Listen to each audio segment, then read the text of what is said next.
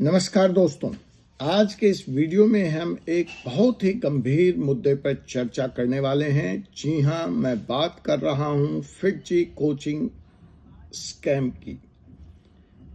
FIITJEE coaching घोटाला। आप जो अफेक्टेड छात्र हैं, जो पेरेंट्स हैं, उसके लिए इस घोटाले में क्या मदद हो सकती है, इन्हीं प्रैक्टिकल टिप्स पे आज के इस एपिसोड में हम बात करेंगे।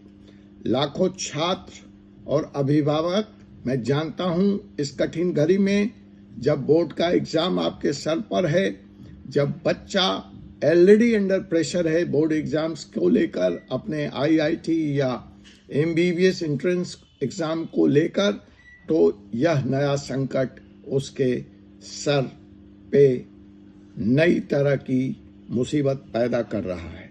जी हाँ, न केवल आपकी मेहनत की कमाई डूब गई है इस घोटाले में, बल्कि आपके बच्चे का भविष्य भी अंधकारमय हो गया है। In today's video, we are going to discuss a very serious issue, the FITGI coaching scam. Lakhs of students and their parents are facing this crisis. We know this. Not only you have lost your hard-earned money, but your career futures are also at stake. We understand this. FIITJEE coaching, जो एक समय engineering और medical परीक्षाओं के लिए एक नामी ग्रामी संस्थान के तौर पर जाना जाता था, आज इस घोटाले के केंद्र में है। छात्रों और अभिभावकों के लाखों रुपए के फीस डूब गए हैं। संस्थान ने अपने दरवाजे अचानक बंद कर दिए हैं और अपने वादे को पूरा करने में विफल रहा है। FITGI, which was once considered the premier coaching institute for engineering and medical exams preparation, is behind this massive scam. You have not only lost your lakhs of rupees in fees, but the institute had shut its door also suddenly and left you in lurch. They have failed to deliver your promises. अब सवाल है कि इस गहरे संकट की स्थिति में, इस चिंताजनक स्थिति में आपके कानूनी अधिकार क्या हैं? आप उनकी रक्षा कैसे कर सकते हैं और अपना पैसा कैसे वापस पा सकते हैं? I know you are in deep crisis, but at the same time it is very important to know your legal rights and take steps to recover your money. पहला कदम जो आप कर भी रहे हैं, जिस पे चीजें एक्शन मोड में भी आई हैं, संस्थान के करोड़ों रुपए फ्रीज किए गए हैं, बैंक अकाउंट सील किए गए हैं, वह है एफआईआर दर्ज करें। अपने स्थानीय थाने में जाएं और वहां एफआईआर दर्ज करें। अगर उसमें कोई परेशानी आती है तो हमसे संपर्क करें, हमारी टीम आपकी सहायता करेगी। आपको अपने स्थानीय पुलिस स्टेशन में जाकर फिटजी के खिलाफ एफआईआर, प्रथम सूचना रिपोर्ट दर्ज करनी चाहिए और इस प्रकरण में आपका कितना वित्तीय नुकसान हुआ है उसका संपूर्ण विवरण जरूर आप अपने एफआईआर में दें। So first step is to file an FIR in the local police station along with the details of the frauds and the financial loss you have suffered.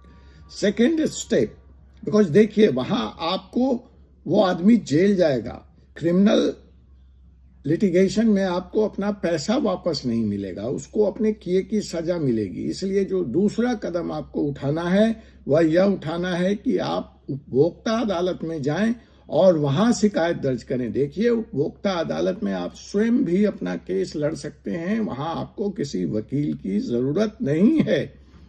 तो जहां आप अपने फीस के नुकसान के लिए, साथ ही साथ जो आपको मानसिक तनाव हुआ है उसके लिए भी मुआवजे की मांग कर सकते हैं। जो बच्चे का कैरियर लॉस हुआ है, जो साल बर्बाद हुआ है, उसके लिए भी आप कंपनसेशन की मांग कर सकते हैं। So the second step which you can take is to approach the consumer court, file a case against the FIITJEE owners, the directors, where you can demand not only the refund for your fees but even compensation for the mental trauma and the loss of one academic year and the career prospects. Here you can fight your case on your own. You don't need a lawyer.